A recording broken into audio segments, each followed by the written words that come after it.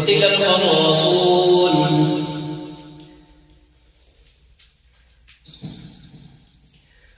والذاريات ذروا فالحاملات وقرا فالجاريات يسرا فالمقسمات أمرا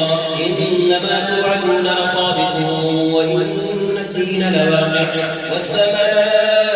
ذات الحبك إنكم لفي قول مختلف يؤفك عنه من أفك قتل الخراصون الذين هم في غمرة ساهون يسألون أيان يوم الدين يوم هم على النار يفتنون ذوقوا فتنتكم هذا الذي كنتم به تستعجلون إن المتقين في جنات وعيون آخذين ما آتاهم ربهم إنهم كانوا قبل ذلك محسنين كانوا قليلا من الليل ما يهجعون وبالأسحار هم يستغفرون وفي أموالهم حق للسائل والمحروم وفي الأرض آيات للموقنين وفي أنفسكم أفلا تبصرون وفي السماء رزقكم وما توعدون فورب السماء والأرض إنه لحق مثل ما أنكم تنطقون هل أتاك حديث ضيف إبراهيم المكرمين إذ دخلوا عليه فقالوا سلاما قال سلام قوم منكرون فراغ إلى أهله فجاء بعجل سمين فقربه إليهم قال ألا تأكلون فأوجس منهم خيفة قالوا لا تخف وبشروه بغلام عليم فأقبل امرأته في صخرة فصفت وجهها وقالت عجوز عقيم قالوا كذلك قال ربك إنه هو الحكيم العليم قال فما خطبكم أيها المرسلون قالوا إنا أرسلنا إلى قوم مجرمين لنرسل عليهم حجارة من طين مسومة عند ربك للمسرفين فأخرجنا من كان فيها من المؤمنين فما وجدنا فيها غير بيت من المسلمين وتركنا فيها آية للذين يخافون العذاب الأليم وفي موسى إذ أرسلناه إلى فرعون بسلطان مبين فتولى بركنه وقال ساحر أو مجنون فأخذناه وجنوده فنبذناهم في اليم وهو مليم وفي عاد إذ أرسلنا عليهم الريح العظيم ما تذر من شيء أتت عليه إلا جعلته كالرميم وفي ثمود إذ قيل لهم تمتعوا حتى حين فعتوا عن أمر ربهم فأخذتهم الصاعقة وهم ينظرون فما استطاعوا من قيام وما كانوا منتصرين وقوم نوح من قبل إنهم كانوا قوما فاسقين والسماء بنيناها بأيد وإنا لموسعون والأرض فرشناها فنعم الماهدون ومن كل شيء خلقنا زوجين لعلكم تذكرون ففروا إلى الله إني لكم منه نذير مبين ولا تجعلوا مع الله إلها آخر إني لكم منه نذير مبين كذلك ما أتى الذين من قبلهم من رسول إلا قالوا ساحر أو مجنون أتواصوا به بل هم قوم طاغون فتول عنهم فما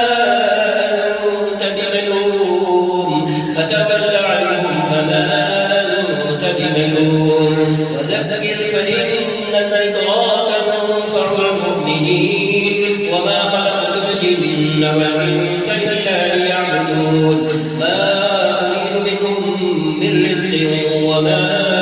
أريد أن يطعمون إن الله هو الرزاق ذو القوة المتين فإن للذين ظلموا ذنبا مثل ذنوب أصحابهم فلا يستعجلون فويل للذين كفروا من يومهم الذي يوعدون وطور وكتاب مسطور في رق منشور والبيت المعمور والسقف المرفوع والبحر المسجور إن عذاب ربك لواقع ما له من دافع يوم تمر السماء مورا وتسير الجبال سيرا فويل يومئذ للمكذبين الذين هم في خوض يلعبون يوم يدعون إلى نار جهنم دعا هذه النار التي كنتم بها تكذبون أفسحر هذا أم أنتم لا تبصرون اصلوها فاصبروا أو لا تصبروا سواء عليكم إنما تجزون ما كنتم تعملون إن المتقين في جنات ونعيم فاكهين بما آتاهم ربهم ووقاهم ربهم عذاب الجحيم كلوا واشربوا هنيئا بما كنتم تعملون متكئين على سرر مصفوفة وزوجناهم بحور عين والذين آمنوا واتبعتهم ذريتهم بإيمان ألحقنا بهم ذريتهم وما ألتناهم من عملهم من شيء كل امرئ بما كسب رهين وأمددناهم بفاكهة ولحم مما يشتهون يتنازعون فيها كأسا لا لهم فيها ولا تأثير ويطوف عليهم غلمان لهم كأنهم لؤلؤ مكنون وأقبل بعضهم على بعض يتساءلون قالوا إنا كنا قبل في أهلنا مشفقين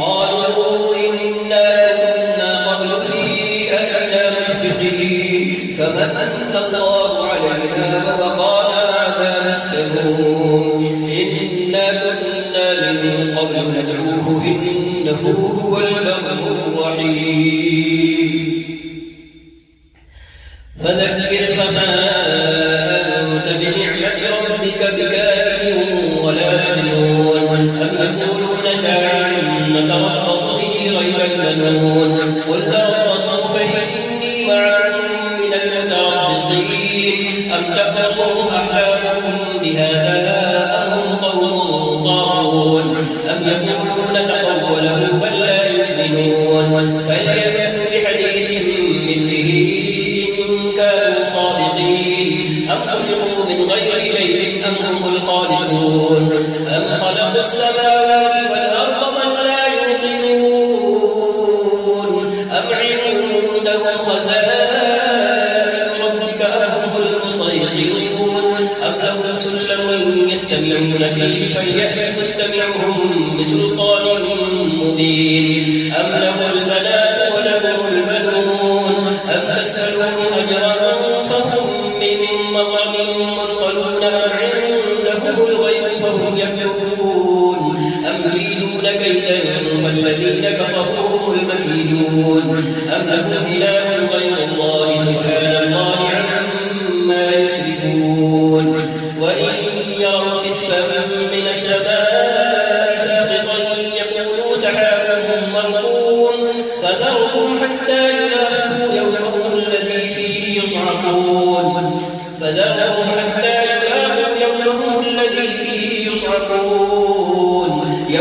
يغني مولا يوم لا يغني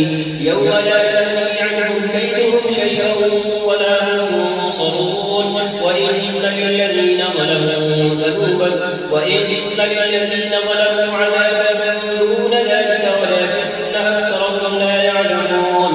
واصبر لحكم ربك فإنك بأعيننا وسبح بحمد ربك حين تقوم ومن الليل فسبحه وإدبار النجوم. الله أكبر. الحمد لله رب العالمين الرحمن الرحيم مالك يوم الدين إياك نعبد وإياك نستعين اهدنا الصراط المستقيم صراط الذين أنعمت عليهم غير المغضوب عليهم ولا الضالين آمين. والنجم إذا هوى ما ضل صاحبكم وما غوى وما ينطق عن الهوى إن هو إلا وحي يوحى علمه شديد القوى ذو مرة فاستوى وهو بالأفق الأعلى ثم دنا فتدلى فكان قاب قوسين أو أدنى فأوحى إلى عبده ما أوحى ما كذب الفؤاد ما رأى أفتمارونه على ما يرى ولقد رآه نزلة أخرى عند سدرة المنتهى عندها جنة المأوى إذ يغشى السدرة ما يغشى ما زال البصر وما طغى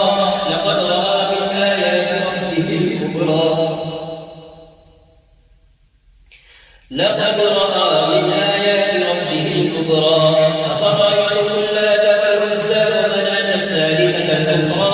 ألكم الذكر وله الأنثى تلك إذا قسمة ضيزى إن هي إلا أسماء سميتموها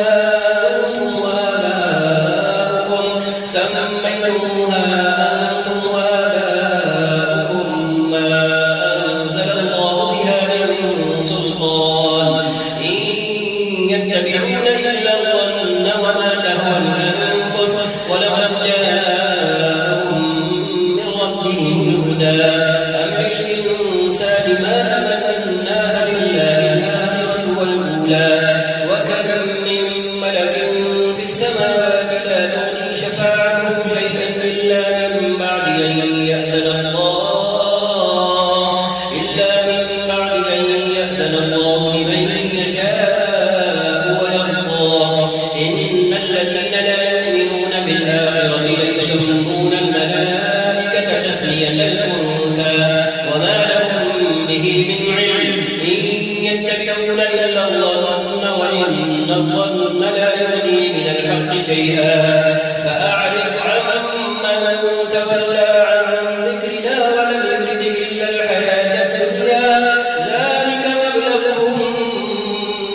من العلم إن ربك هو أعلم بمن ضل عن سبيله وهو أعلم بمن اهتدى. ولله ما في السماوات وما في الأرض ليجزي الذين أساءوا بما عملوا ويجزي الذين أحسنوا بالحسنى الذين يجتنبون كبائر الإثم والفواحش إلا اللمم إن ربك واسع المغفرة هو أعلم بكم إذ أنشأكم من الأرض وإذ أنتم أجنة في بطون أمهاتكم فلا تزكوا أنفسكم هو أعلم بمن اتقى. أفرأيت الذي تولى أعطى قليلا وأبدى عنده علم الغيب فهو يرى أم لم ينبأ بما في صحف موسى وإبراهيم الذي وفى ألا تزر وازرة وزر أخرى وأن ليس للإنسان إلا ما سعى وأن سعيه سوف يرى ثم يجزاه الجزاء الأوفى وأن إلى ربك المنتهى وأنه هو أضحك فأبكى وأنه هو أمات وأحيا وأنه خلق الزوجين الذكر والأنثى من نطفة إذا تمنى وأن عليه النشأة الأخرى وأنه هو أغنى وأنه هو رب الشعرى وأنه أهلك عادا الأولى وثمود فما أبقى وقوم نوح من قبل إنهم كانوا هم أظلم وأطغى والمؤتفكة أهوى فغشاها ما غشاها فبأي آلاء ربك تتمارى هذا نذير من النذر الأولى أزفت الآزفة ليس لها من دون الله كاشفة أفمن هذا الحديث تعجبون وتضحكون ولا تبكون وأنتم سامدون فاسجدوا لله واعبدوا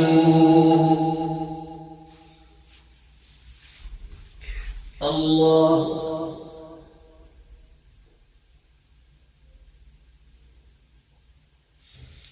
أكبر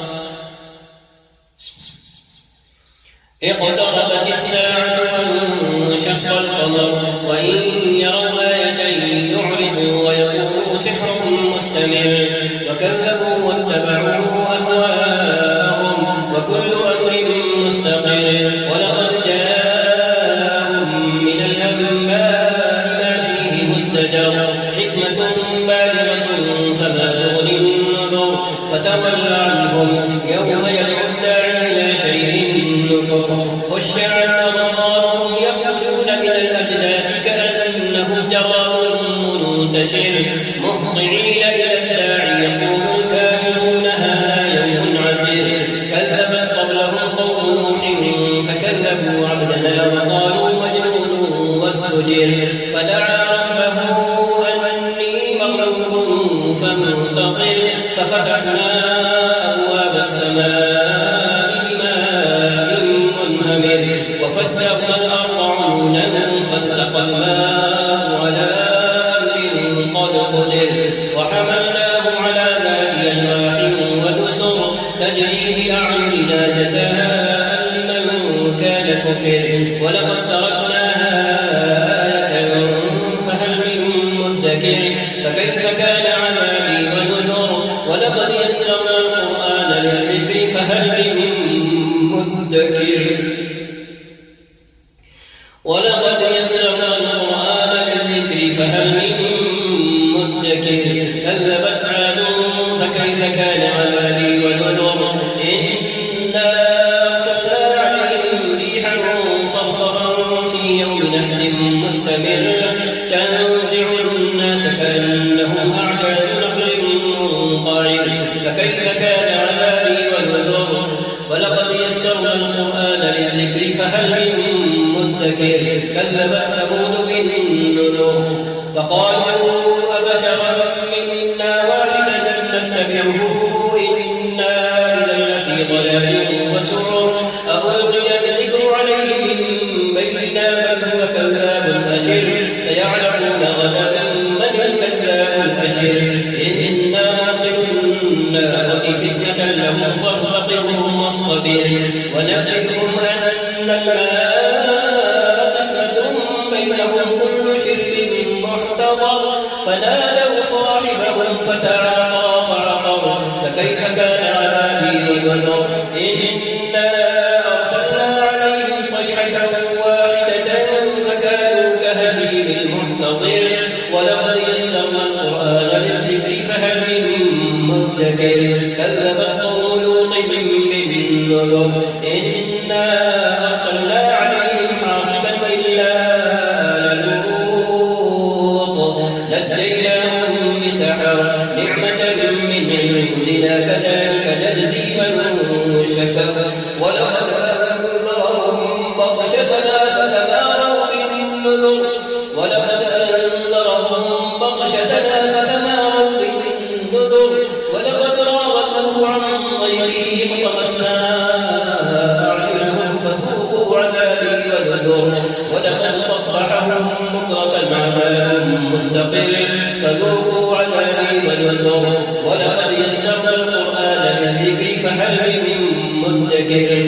ولقد جاء آل فرعون النذر كذبوا بآياتنا كلها فأخذناهم أخذ عزيز مقتدر أكفاركم خير من أولئكم أم لكم براءة في الزبر أم يقولون نحن جميع منتصر سيهزم الجمع ويولون الدبر بل الساعة موعدهم والساعة والآخر إن المجرمين في ضلال وسعر يوم يسحبون في النار على وجوههم ذوقوا مس سقر إنا كل شيء خلقناه بقدر وما أمرنا إلا واحدة كلمح بالبصر ولقد أهلكنا أشياعكم فهل من مدكر ولقد أهلكنا أشياعكم فهل من مدكر وكل شيء فعلوه في الزبر وكل صغير وكبير مستقر إن المتقين في جنات ونهر في مقعد صدق عند مليك مقتدر الله أكبر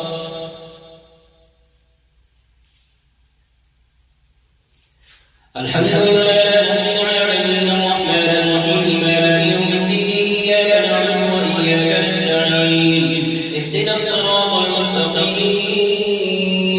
صراط الذين أنعمت عليهم غير المغضوب عليهم ولا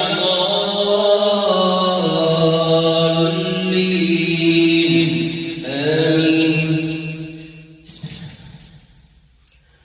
الرحمن علم القرآن خلق الإنسان علمه البيان الشمس والقمر بحسبان والنجم والشجر يسجدان والسماء رفعها فوضع الميزان ألا تطغوا في الميزان وأقيموا الوزن بالقسط ولا تخسروا الميزان والأرض وضعها للأنام فيها فاكهة والنخل ذات الأكمام والحب ذو العصف والريحان فبأي آلاء ربكما تكذبان خلق الإنسان من صلصال كالفخار وخلق الجان من مارج من نار فبأي آلاء ربكما تكذبان مرج البحرين يلتقيان رب المشرقين ورب المغربين فبأي آلاء ربكما تكذبان مرج البحرين يلتقيان بينهما برزخ لا يبغيان فبأي آلاء ربكما تكذبان يخرج منهما اللؤلؤ والمرجان فبأي آلاء ربكما تكذبان وله الجوار المنشآت في البحر كالأعلام فبأي آلاء ربكما تكذبان كل من عليها فان ويبقى وجه ربك ذو الجلال والإكرام فبأي آلاء ربكما تكذبان يسأله من في السماوات والأرض كل يوم هو في شأن فبأي آلاء ربكما تكذبان سنفرغ لكم أيها الثقلان فبأي آلاء ربكما تكذبان يا معشر الجن والإنس إن استطعتم أن تنفذوا من أقطار السماوات والأرض فانفذوا لا تنفذون إلا بسلطان فبأي آلاء ربكما تكذبان يرسل عليكما شواظ من نار ونحاس فلا تنتصران فبأي آلاء ربكما تكذبان فإذا انشقت السماء فكانت وردة كالدهان فبأي آلاء ربكما تكذبان فيومئذ لا يسأل عن ذنبه ولا جان فبأي آلاء ربكما تكذبان يعرف المجرمون بسيماهم فيؤخذ بالنواصي والأقدام فبأي آلاء ربكما تكذبان هذه جهنم التي يكذب بها المجرمون يطوفون بينها وبين حميم آن فبأي آلاء ربكما تكذبان ولمن خاف مقام ربه جنتان فبأي آلاء ربكما تكذبان ذواتا أفنان فبأي آلاء ربكما تكذبان فيهما عينان تجريان فبأي آلاء ربكما تكذبان فيهما من كل فاكهة زوجان فبأي آلاء ربكما تكذبان متكئين على فرش بطائنها من استبرق وجنى الجنتين دان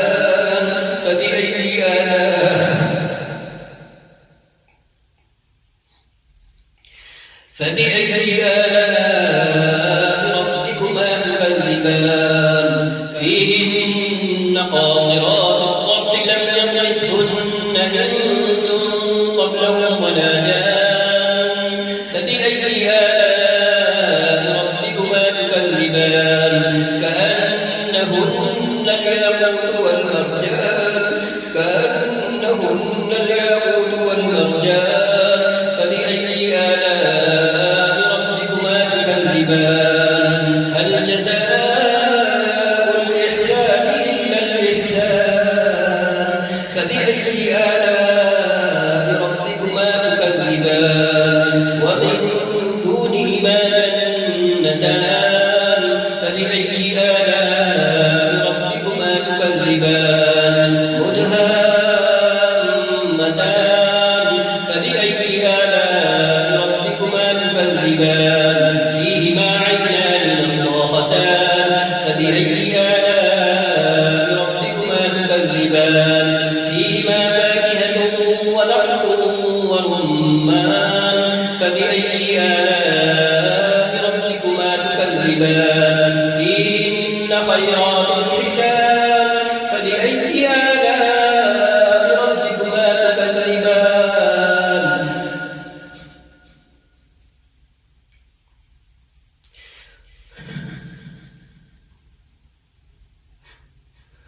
حور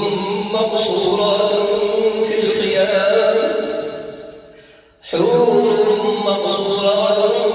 في الخيام فبأي آلاء ربكما تكذبان لم يطمثهن إنس قبلهم ولا جان فبأي آلاء ربكما تكذبان متكئين على رفرف خضر وعبقري حسان فبأي آلاء ربكما تكذبان تبارك اسم ربك ذي الجلال والإكرام الله أكبر الحمد لله رب العالمين الرحمن الرحيم مالك يوم الدين إياك نعبد وإياك نستعين اهدنا الصراط المستقيم صراط الذين أنعمت عليهم غير المغضوب عليهم ولا الضالين آمين إذا وقعت الواقعة ليس لوقعتها كاذبة خافضة رافعة إذا رجت الأرض رجا وبست الجبال بسا فكانت هباء منبثا وكنتم أزواجا ثلاثة فأصحاب الميمنة ما أصحاب الميمنة وأصحاب المشأمة ما أصحاب المشأمة والسابقون السابقون أولئك المقربون في جنات النعيم ثلة من الأولين وقليل من الآخرين على سرر موضونة متكئين عليها متقابلين يطوف عليهم ولدان مخلدون بأكواب وأباريق وكأس من معين لا يصدعون عنها ولا ينزفون وفاكهة مما يتخيرون ولحم طير مما يشتهون وحور عين كأمثال اللؤلؤ المكنون جزاء بما كانوا يعملون لا يسمعون فيها لغوا ولا تأثيما إلا قيلا سلاما سلاما وأصحاب اليمين ما أصحاب اليمين في سدر مخضود وطلح منضود وظل ممدود وماء مسكوب وفاكهة كثيرة لا مقطوعة ولا ممنوعة وفرش مرفوعة إنا أنشأناهن إنشاء فجعلناهن أبكارا عربا أترابا لأصحاب اليمين ثلة من الأولين وثلة من الآخرين وأصحاب الشمال ما أصحاب الشمال في سموم وحميم وظل من يحموم لا بارد ولا كريم إنهم كانوا قبل ذلك مترفين وكانوا يصرون على الحنث العظيم وكانوا يقولون أئذا متنا وكنا ترابا وعظاما أئنا لمبعوثون أئنا لمبعوثون آباؤنا الأولون قل إن الأولين والآخرين لمجموعون إلى ميقات يوم معلوم ثم إنكم أيها الضالون المكذبون لآكلون من شجر من زقوم فمالئون منها البطون فشاربون عليه من الحميم فشاربون شرب الهيم هذا نزلهم يوم الدين نحن خلقناكم فلولا تصدقون أفرأيتم ما تمنون أنتم تخلقونه أم نحن الخالقون نحن قدرنا بينكم الموت وما نحن بمسبوقين على أن نبدل أمثالكم وننشئكم فيما لا تعلمون ولقد علمتم النشأة الأولى فلولا تذكرون أفرأيتم ما تحرثون أأنتم تزرعونه أم نحن الزارعون لو نشاء لجعلناه حطاما فظلتم تفكرون إنا لمغرمون بل نحن محرومون أفرأيتم الماء الذي تشربون أأنتم أنزلتموه من المزن أم نحن المنزلون لو نشاء جعلناه أجاجا فلولا تشكرون أفرأيتم النار التي تورون أأنتم أنشأتم شجرتها أم نحن المنشئون نحن جعلناها تذكرة ومتاعا للمقوين فسبح باسم ربك العظيم فلا أقسم بمواقع النجوم وإنه لقسم لو تعلمون عظيم إنه لقرآن كريم في كتاب مكنون لا يمسه إلا المطهرون تنزيل من رب العالمين أفبهذا الحديث أنتم مدهنون وتجعلون رزقكم أنكم تكذبون فلولا إذا بلغت الحلقوم وأنتم حينئذ تنظرون ونحن أقرب إليه منكم ولكن لا تبصرون فلولا إن كنتم غير مدينين ترجعونها إن كنتم صادقين فأما إن كان من المقربين فروح وريحان وجنة نعيم وأما إن كان من أصحاب اليمين فسلام لك من أصحاب اليمين وأما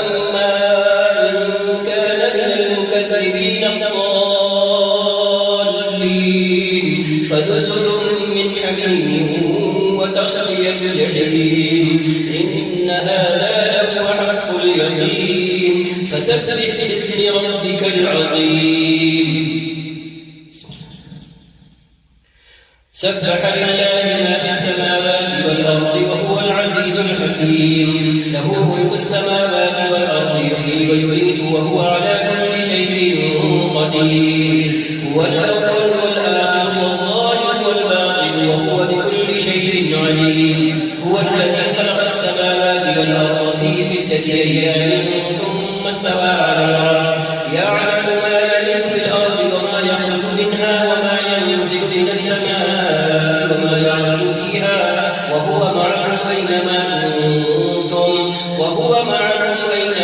كنتم والله بما تعملون بصير له ملك السماوات والأرض وإلى الله ترجع الأمور يولد الليل في النهار ويولد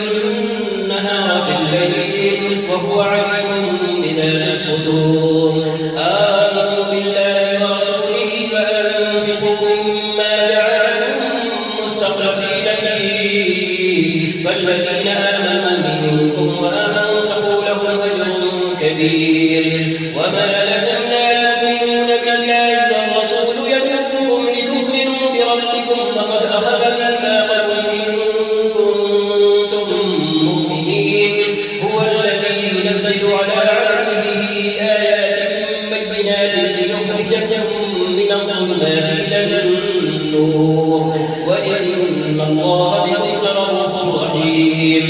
وما لكم ألا تنفقوا في سبيل الله ولله ميراث السماوات والأرض لا يستوي منكم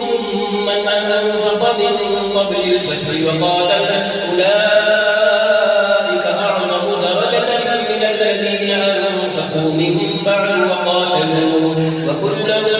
وعد الله الحسنى والله بما تعملون خبير من ذا الذي يقرض الله قرضا حسنا فيضاعفه له وله أجر كريم يوم ترى المؤمنين والمؤمنات يسعى نورهم بين أيديهم وبأيمانهم بشراكم اليوم جنات تجري من تحتها الأنهار خالدين فيها ذلك هو الفوز العظيم يوم يقول المنافقون والمنافقات للذين آمنوا انظرونا نقتبس من نوركم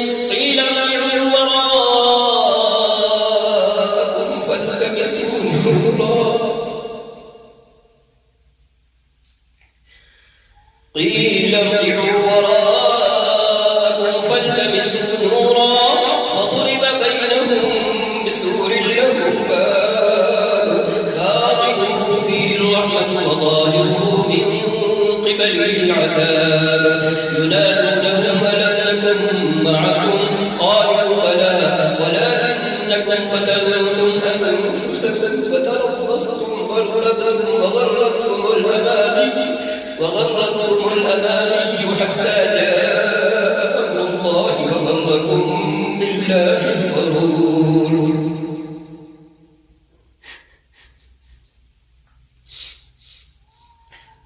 قالوا بلى ولكنكم فتنتم أنفسكم فتربصتم وارتبتم وغرتكم الأماني حتى جاء أمر الله وغركم بالله الغرور فاليوم لا يؤخذ منكم فدية ولا من الذين كفروا مأواكم النار هي مولاكم وبئس المصير ألم يأن للذين آمنوا أن تخشع قلوبهم لذكر الله وما نزل من الحق ألم يأن للذين آمنوا أن تخشع قلوبهم لذكر الله وما نزل من الحق ولا يكونوا كالذين أوتوا الكتاب من قبل طال عليهم الأمد فقست قلوبهم وكثير منهم فاسقون ألم يأن للذين آمنوا أن تخشع قلوبهم لذكر الله وما نزل من الحق ولا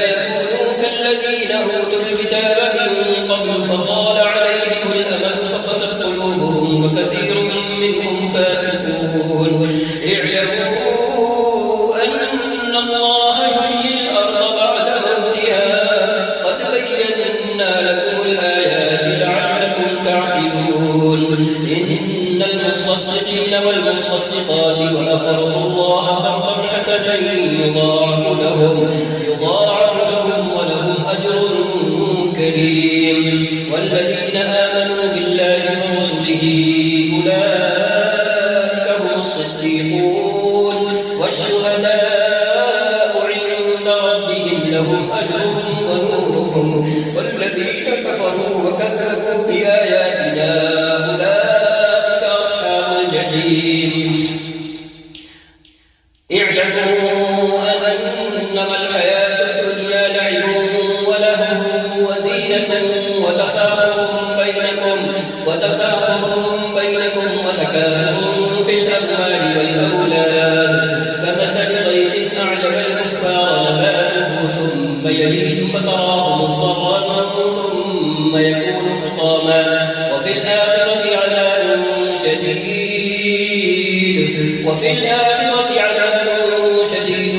ومغفرة من الله ورضوان وما الحياة الدنيا إلا متاع الغرور. سابقوا إلى مغفرة من ربكم وجنة عرضها كعرض السماء والأرض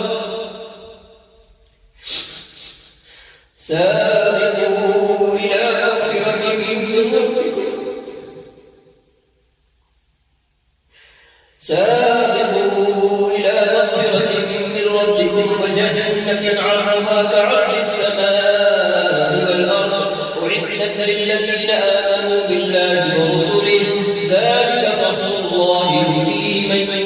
يشاء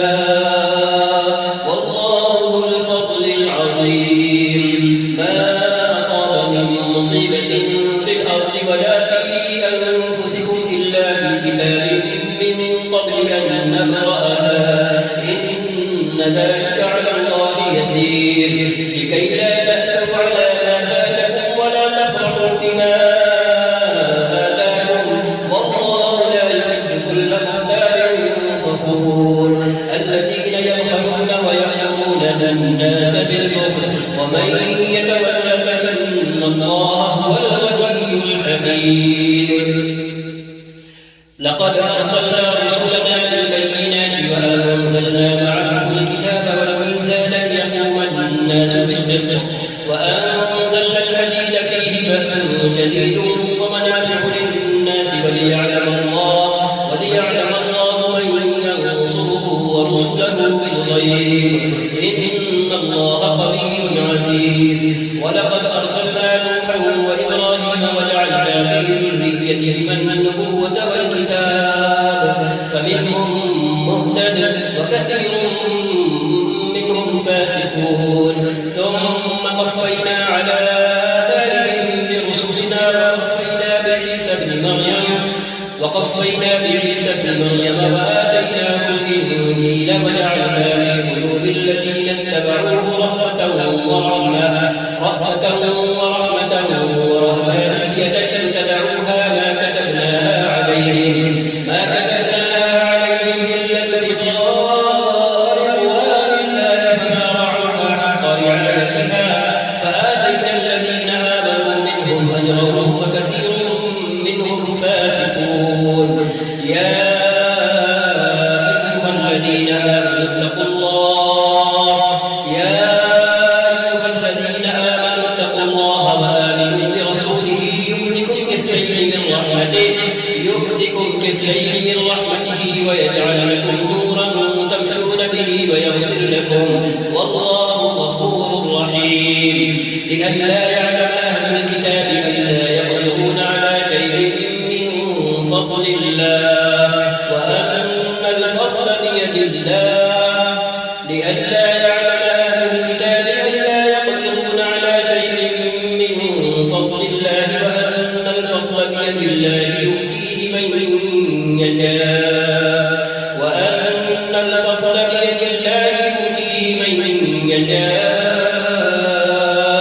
والله ذو الفضل العظيم.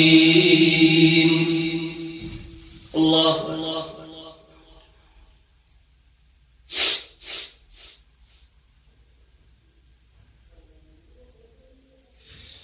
سمع الله لمن حمده. الله أكبر.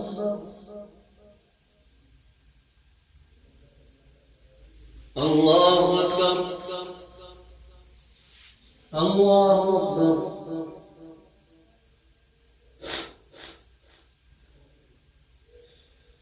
الله أكبر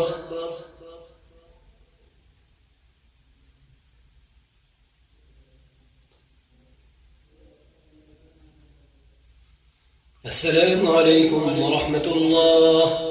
السلام عليكم ورحمة الله.